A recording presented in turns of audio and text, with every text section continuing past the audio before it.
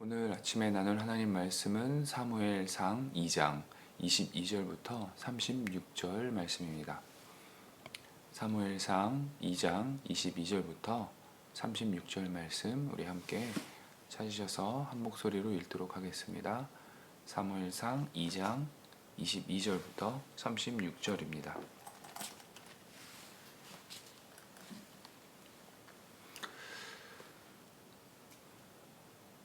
같이 하셨으면 우리 같이 한 목소리로 읽도록 하겠습니다. 엘리가 매우 늙었더니 그의 아들들이 온 이스라엘에게 행한 모든 일과 회막문에서 수종드는 여인들과 동침하였음을 듣고 그들에게 이르되 너희가 어찌하여 이런 일을 하느냐 내가 너희의 악행을 이 모든 백성에게서 듣노라.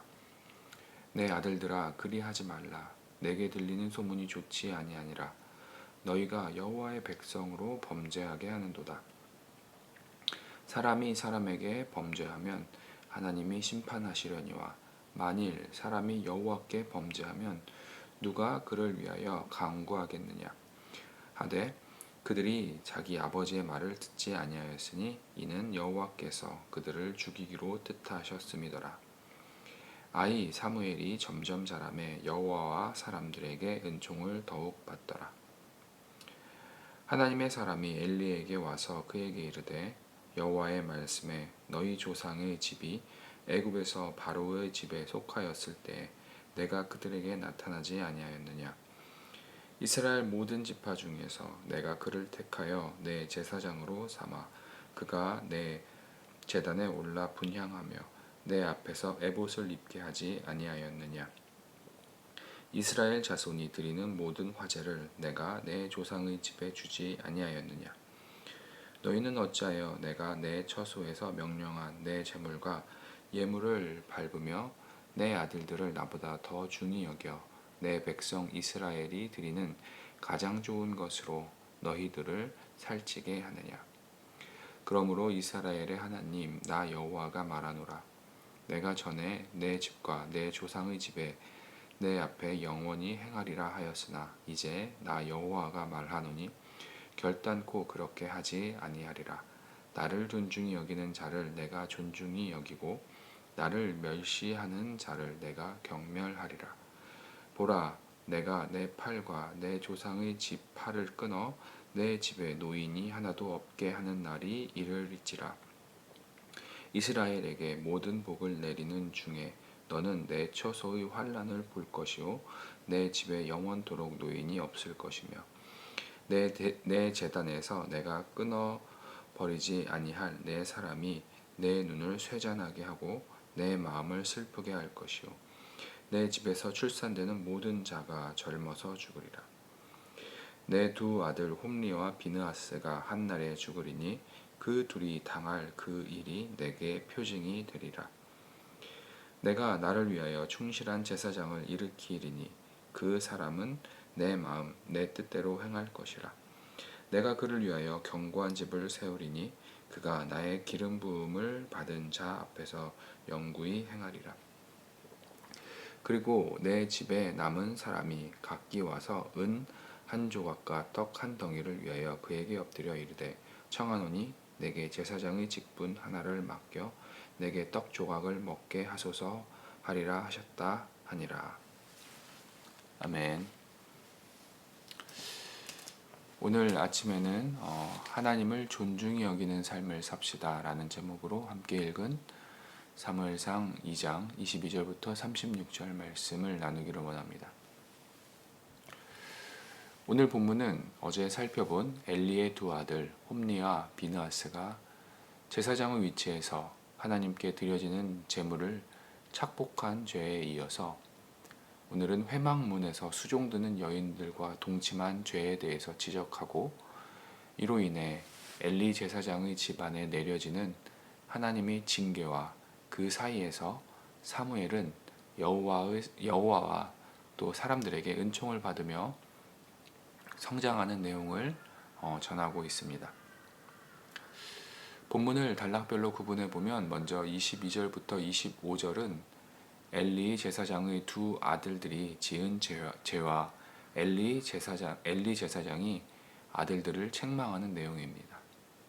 반면 26절은 사무엘이 하나님과 사람들의 은총을 받으며 성장하고 있음을 말합니다. 마지막으로 27절부터 36절은 엘리 집안에 내려진 하나님의 심판에 관한 내용을 전하고 있습니다. 본문을 좀 더 살펴보도록 하겠습니다. 본문 22절은 엘리 제사장이 매우 늙었다는 내용으로 시작합니다.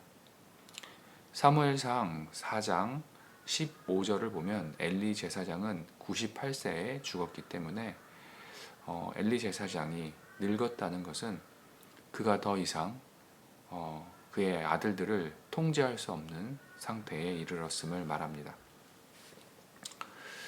두 아들들이 저지른 죄는 회막 입구에서 수종드는 일하는 여인들과 동침했다는 것입니다. 제사장이 하나님을 만나는 회막 앞에서 여인들과 동침했다는 것은 그들의 도덕적인 문제를 넘어서 하나님을 멸시하는 행동입니다. 23절을 보면 이러한 소문은 이스라엘 백성들에게 퍼졌고 아버지 엘리 제사장의 귀에까지 전해지게 되었습니다. 엘리 역시 두 아들들의 행동이 잘못된 것인 줄 알기에 그들을 꾸짖었지만 이미 그 아들들은 아버지의 통제에서 벗어난 상태였고 25절은 두 아들들이 아버지의 말을 듣지 않았다고 말합니다. 성경은 그 이유를 하나님께서 이미 그들을 죽이시기로 정하셨기 때문이라고 말합니다. 하나님께 드려지는 제물들을 중간에서 가로채고 그것도 모자라 회막 앞에서 수종드는 여인들과 동침함으로 하나님을 멸시하는 그들의 행동을 하나님은 더 이상 두고 보지 않으신 것입니다. 엘리 제사장의 집안이 하나님께 버림받은 상황 속에서도 26절은 사무엘은 하나님과 사람들에게 더욱 은총을 받으며 자라나고 있음에 주목합니다. 21절에서 하나님과 함께 했던 사무엘은 자라면서 그 관계를 지속하고 성장하고 있음을 본문은 우리에게 가르쳐주고 있습니다. 이제 27절부터 36절에서는 앞으로 엘리 제사장의 집안에 내려질 하나님의 심판에 대해서 말합니다. 심판에 앞서 27절과 28절에서 하나님의 사람은 엘리 제사장의 집안에 주어진 제사장의 특권에 대해서 언급합니다. 제사장은 그들에게 주어진 특권을 거룩하게 지켜나갈 의무 또한 함께 주어졌기 때문입니다. 하지만 엘리 제사장의 가문은 그들에게 주어진 특권을 거룩하게 지키지 못했고 오히려 그 특권을 남용하며 자신의 탐욕을 위해 사용했던 것입니다. 29절은 엘리 제사장이 그의 직분을 잘 지키지 못했고 하나님보다 자식들을 더 사랑하며 오히려 스스로 살찌우는 죄를 지었다고 말합니다. 그로 인해 30절에서 하나님은 영원히 함께 하겠다는 약속을 취소하시고 엘리 제사장의 가문은 멸망하게 될 것이라고 말씀하십니다. 그리고 그 증거로 두 아들들이 한날에 죽게 될 것이라고 34절에서 말씀하십니다. 또한 하나님은 엘리 제사장의 가문을 대신하여 제사장 직분을 맡을 새로운 가문을 세우실 것을 35절과 36절에서 말씀하십니다. 엘리 제사장의 가문에 대한 하나님의 심판의 말씀은 열왕기상 2장 26절, 27절에서 성취됩니다. 솔로몬 왕이 아비아달을 제사장 직분에서 쫓아냄으로써 엘리 계열의 제사장의 계보가 끊어지게 됩니다. 그리고 하나님은 사독을 제사장으로 세우시고 이후 사독 계열의 제사장들이 에스라 시대까지 제사장 직분을 맡게 된 것을 우리는 성경을 통해서 확인할 수 있습니다. 성도 여러분, 오늘 아침에는 본문의 말씀 가운데 30절을 중심으로 말씀을 묵상하며 말씀이 우리에게 주는 교훈과 도전을 나누고 우리의 삶 가운데 적용하는 시간 되기를 원합니다. 30절에서 하나님은 나를 존중히 여기는 자를 내가 존중히 여기고 나를 멸시하는 자를 내가 경멸하리라 라고 말씀하십니다. 엘리 제사장과 그의 집안이 심판받게 된 이유는 무엇입니까? 그것은 바로 그들이 하나님을 존중히 여기지 않았기 때문입니다. 제사장으로서 이스라엘 백성들을 대신하여 가장 가까이에서 하나님을 섬기는 특권을 가졌음에도 불구하고 엘리 제사장은 자녀들이 거룩하게 그들의 특권을 지키도록 가르치지 않았고 그로 인해 그의 아들들은 그들이 가진 특권으로 스스로 살찌우는 데 사용했던 것입니다. 성도 여러분, 하나님을 존중히 여긴다는 것은 무엇을 의미합니까? 하나님을 존중히 여긴다는 것은 하나님을 높이고 하나님을 귀하게 여기는 것을 말합니다. 반대로 하나님을 존중히 여기지 않는다는 것은 하나님을 낮게 여기고 하나님을 멸시하는 것입니다. 이 시간 하나님을 향한 나의 태도가 하나님을 존중히 여기고 있는가 되돌아보기를 주의 이름으로 도전합니다. 내가 하나님을 존중히 여기지 않을 때 나도 엘리의 두 아들처럼 하나님 앞에서 죄를 범하고 하나님을 멸시하는 행동을 할 수 있다는 사실을 기억해야 할 것입니다. 예수 그리스도로 인해서 우리는 하나님과 관계를 회복하고 하나님을 아버지로 섬기며 하나님의 은혜 가운데 거하는 인생이 되었습니다. 그렇다면 우리의 삶은 하나님을 존중히 여기는 태도를 가지고 살아가는 것이 우리에게 당연한 것입니다.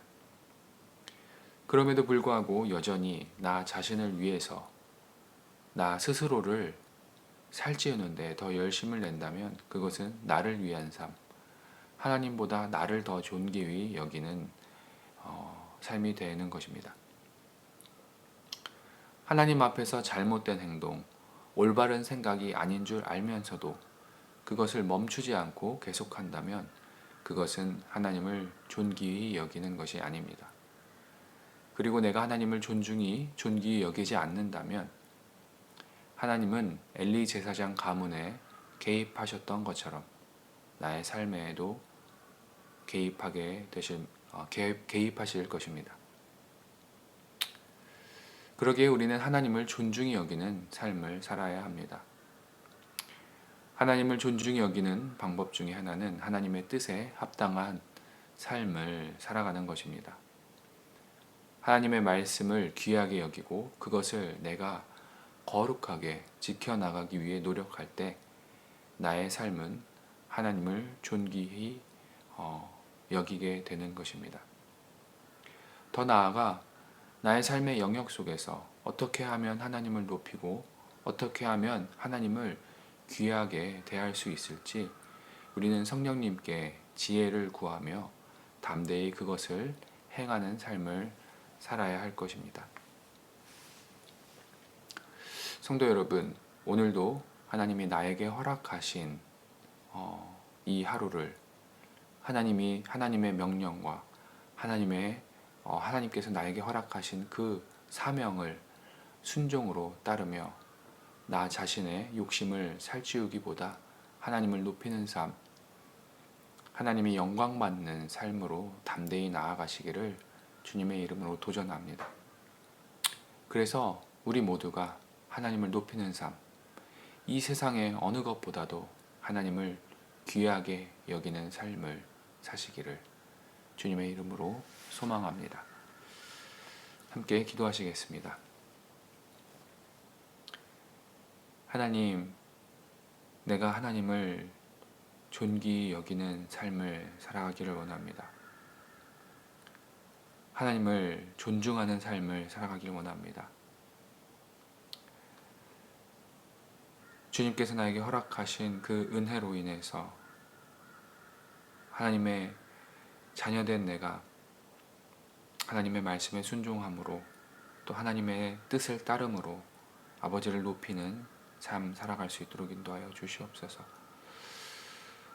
여전히 나를 위한 삶, 나를 높이는 삶을 살고 있는 부분들이 있다면 그것들을 멈추고 이제는 하나님을 높이는 삶에 내가 나의 삶을 드릴 수 있도록 하나님 인도하여 주시옵소서.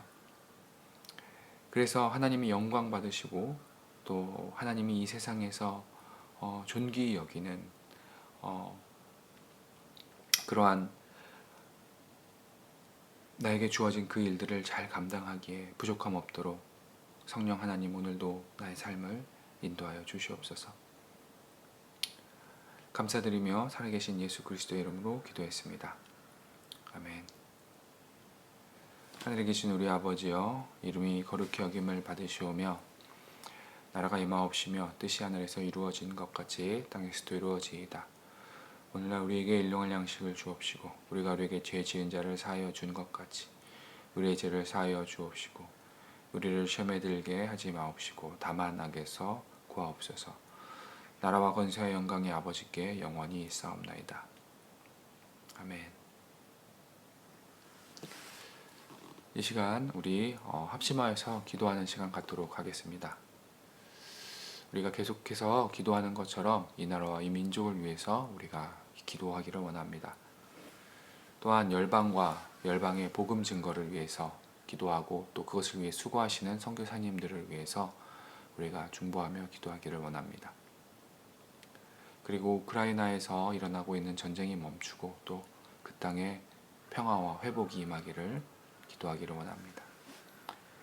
우리가 우리 교회를 위해서 기도하기를 원합니다. 하나님을 높이고 귀하게 여기는 우리 말씀 중심 교회 공동체가 될 수 있도록, 그래서 이 세상 속에서 믿음의 공동체로서 주어진 그 특권을 거룩하게 지켜나갈 수 있도록 교회를 위해서 기도하기를 원합니다. 또 교회가 처소를 구하고 있는데 하나님께서 우리에게 합당한 처소를 주시기를 우리가 계속해서 기도하기 원합니다. 마지막으로 우리 각자를 위해서 기도할 때 내 삶 속에서 하나님께서 싫어하시는 생각과 행동들을 멈추고 하나님을 존중히 여기며 하나님의 뜻에 합당한 삶을 살아가는 삶이 되도록 우리 각자 개인을 위해서 기도하시고 또 각자 가지고 있는 기도의 제목들과 우리 공동체의 기도 제목들을 놓고 이 시간에 합심하여서 하나님께 기도하는 시간 갖도록 하겠습니다. 기도하시겠습니다.